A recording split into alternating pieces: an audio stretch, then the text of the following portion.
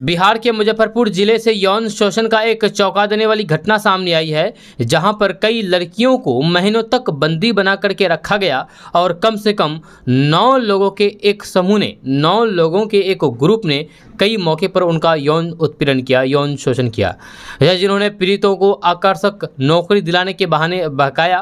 Police के अनुसार 9 लोगों के खिलाफ मामला दर्ज किया गया है, जो एक फर्जी मार्केटिंग फॉर्म चला रहे थे और उस पर आरोप है कि उन्होंने मुजफ्फरपुर जिले में नौकरी दिलाने का वादा करके कई लड़कियों को बंधक बना करके महीनों तक उसके साथ बलात्कार किया। रिपोर्ट्स के अनुसार लगभग 200 लड़कियों के साथ दरिंदगी की गई है। एक वरिष्ठ पुलिस अधीक्षक ने बताया कि सभी 9 आरोपी फरार हैं और पुलिस ने उसे पकड़ने के लिए तलाश शुरू कर दी है।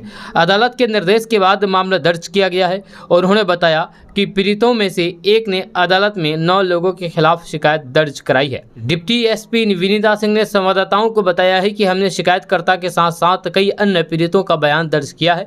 जब शिकायत से पता चला है कि आरोपी ने पहली बार जून 2022 में सोशल मीडिया के जरिए उससे संपर्क किया और उसे अच्छी नौकरी पाने के लिए मुजफ्फरपुर आने को कहा। अधिकारी ने कहा कि जब वह मुजफ्फरपुर आई तो उसे पहले एक कमरे में रखा गया, वहां कई अन्य लड़कियां भी रहती थी। बाद में उन्हें एक अज्ञात स्थान पर भेज दिया गया और सभी लड़कियों को फ़ोन करके अपनी फर्जी फॉर्म में आकर्षक नौकरी दिलाने का काम करने लगे। जज सिन्हा ने बताया है कि आरोपी अंत में पीड़ितों के साथ रहने लगे। जब उन्होंने बताया है कि महिलाओं को आरोपियों ने बंधक बना लिया, जब उसके साथ मारपीट की गई और बार बार उनका यौन शोषण किया। उन्होंने कहा कि शिकायतकर्ता और फिर अन्य पीड़ितों को भी विवाह के लिए मजबूर किया। सिन्हा ने कहा कि बाद में उन्हें धोखे से गर्भपात करवा दिया गया। जब शिकायतकर्ता ने पुलिस को भी बताया कि जब भी वे अपनी तनख्वाह मांगते थे तो आरोपी उन्हें कहते थे कि अब वह फॉर्म का हिस्सा है। यह आखिरकार पीड़ित भागने में कामयाब रही और एफआईआर दर्ज करवाने के लिए पुलिस स्टेशन गई। यह पीड़िता ने बताया है कि पुलिस ने रूम में उसकी शिकायत स्वीकार करने के से इनकार कर दिया, जिसके कारण उसने अदालत का दरवाज़ा खटखटाया। जज सिन्हा ने कहा कि इसकी जांच की जाएगी कि पुलिस ने पहले उनकी शिकायत क्यों नहीं दर्ज की। इस कांड की एक पीड़िता ने वीडियो जारी करके ये सारी बातें बताई है। आप आगे इस पीड़िता की इस वीडियो को देखिए कि इस कांड के बारे में क्या क्या बातें कह रही हैं। हाँ सर, फेसबुक के माध्यम से तिलक से मेरा कांटेक्ट हुआ।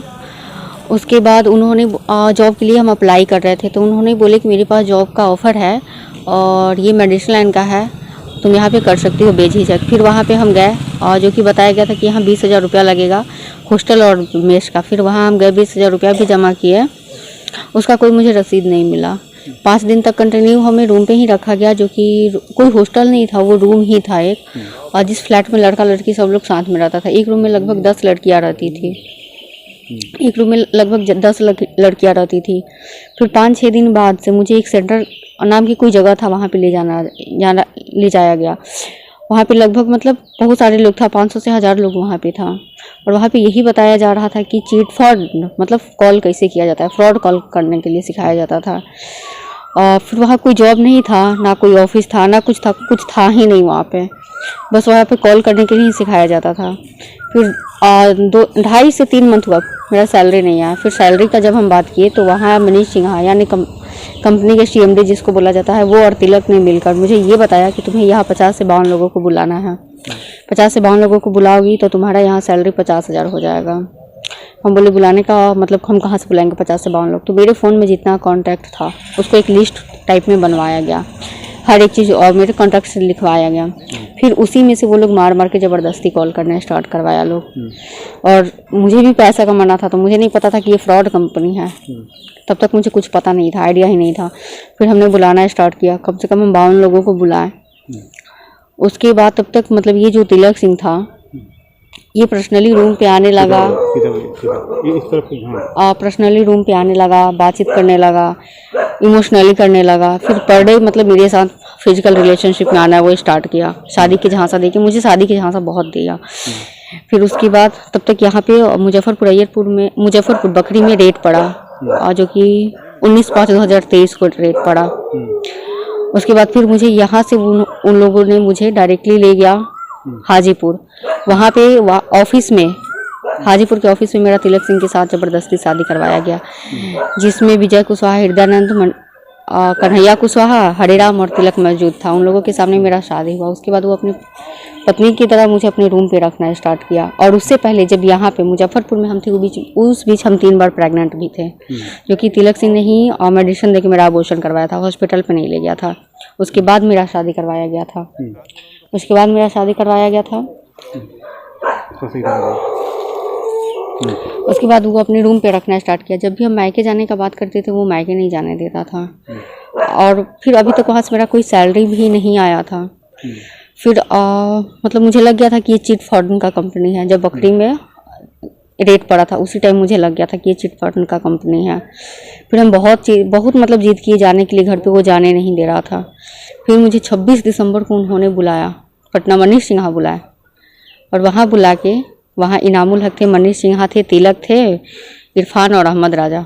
बाकी लोग जो था उसका नाम मुझे नहीं पता है, इन लोगों का नाम मुझे पता है। फिर वहाँ मेरा फ़ोन रीसेट किया गया, मेमोरी कार्ड तोड़ा गया, सिम कार्ड तोड़ा गया, क्योंकि मेरे फ़ोन में हर एक प्रूफ था। शादी से लेकर प्रेगनेंसी हर एक प्रूफ मेरे फ़ोन में था। सब लोगों ने मिलके मेरा फ़ोन रीसेट किया, सिम मतलब हर एक चीज़ कर दिया। उसके बाद वहाँ से रात में मुझे बैरिया बस स्टैंड लाया लोग।